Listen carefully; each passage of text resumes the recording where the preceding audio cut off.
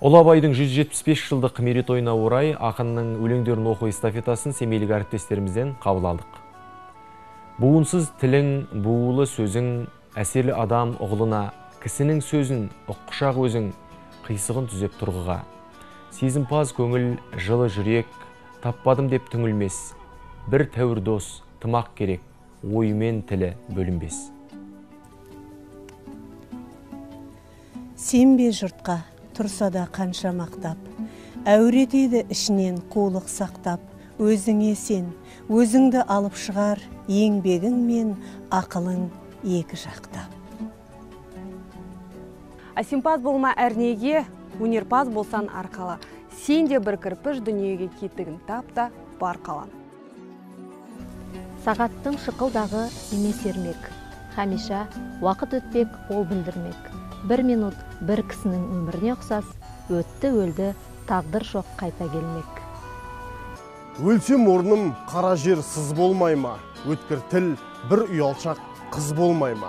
Махаббат, ғадауатпен майдандасқан, қайран менің жүрегім мұз болмай ма? Мүбәдә олса ол бір кәз, тамаша қылса юзма-юз, кетіп қуат, юмылып көз, бойың сал-сал бола неге. Өлең сөздің патшасы, сөз сарасы, қиыннан қиыстырар ер данасы, тілге жеңіл, жүрекке жылы тиіп, теп-тегіс жұмыр келсін айналасы. Алыстан сермеп, жүректен тербеп, шымырлап бойға жайылған. Қиуадан шауып, қисынын тауып, тағыны жетіп қайырған. Толғауы 90 қызыл тіл, сөйлеймін десең, өзің біл. Жасымда ғылым бар деп ескермедім, пайдасын көре тұра тексермедім. Ер жеткен соң түспеді уысыма, қолымды мезгілінен кешірмедім. Ғылым таппай мақтанба, орын таппай баптанба, құмарланып шаттанба, ойнап босқа күлуге. 5 нәрседен қашық бол, 5 нәрсеге асық бол, адам болам десеңіз. Өсек, өтірік, мақтаншақ, еріншек, бекер, мал шашпақ, 5 дұшпаның білсеңіз.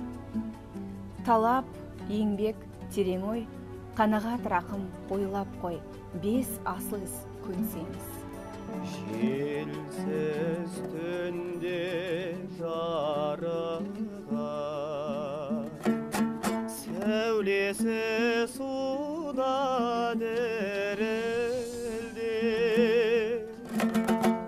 ауылдың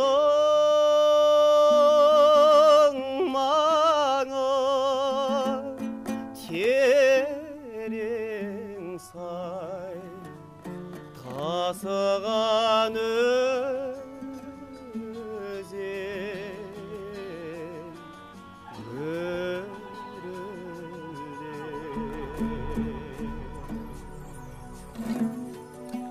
Өлсе өлер табиғат, адам өлмес. Ол бірақ қайтып келіп ойнап күлмес.